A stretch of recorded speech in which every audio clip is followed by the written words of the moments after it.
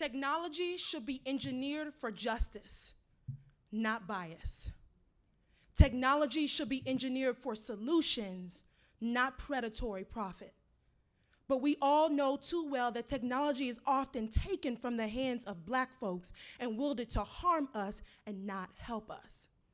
But now, with technology like blockchain and artificial intelligence, we finally have the opportunity to harness that power, like using smart contracts to stop wage theft in undocumented communities. But it can also have devastating effects, like predictive policing, that utilizes a biased algorithm to criminalize Black neighborhoods. The technological revolution is leaving Black people behind, and it's time we join the conversation. My name is Danielle Coleman, also known as Blacktivist. I am a second-year law student and also the founder of CyborgCulture. Now, when you're a part of CyborgCulture, you will see young Black millennials and youth co-teaching each other about emerging technology, arming themselves to be a part of the public dialogue. And you will see Black-led organizations, movements, and organizers ensuring that this technology is used to solve issues in our community. And you will feel as we ensure that the Black experience is incorporated into policy and legal frameworks. Now, we have 3 strategies. The first is awareness. After spending a couple of weeks at Google, I realized our largest barrier was understanding the technology itself. And so through social media, we will arm Black millennials and youth with the necessary knowledge to become the authority on emerging technology and Black lives. Our second strategy is questioning. We have farm workers, formerly incarcerated folks, over-the-road truck drivers. These are the folks that are going to be detrimentally affected by emerging technology when it formally comes into our society.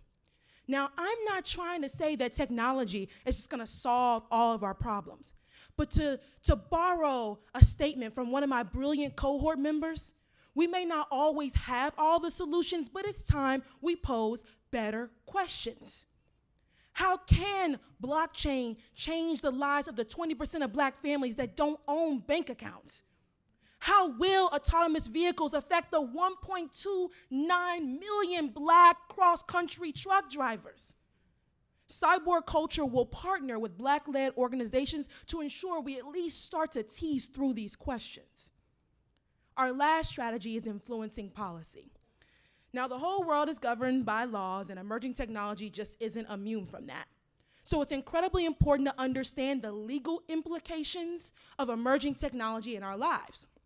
Now, did you know that Donald Trump recently signed an act that gave the Department of Transportation $100 million to start defining goals and objectives about autonomous vehicles? Did you also know that they asked for stakeholder engagement specifically to influence future policy decisions? Now, see, the problem with that is technologists, data scientists, policymakers, and data scientists and legal folks are not thinking about how this technology will uniquely affect the lives of Black people, and they won't, because history has shown us that the only people who got us is us, okay? And CyborgCulture will join with Black-led organizations who are already influencing policy to ensure that the Black experience is centered in policy and regulatory frameworks. The conversation is happening now. The policy development is happening now. So now is the time for Black folks to become leaders in emerging technology. So if you believe in all of that, I will leave you with one question. Are you a cyborg? Thank you.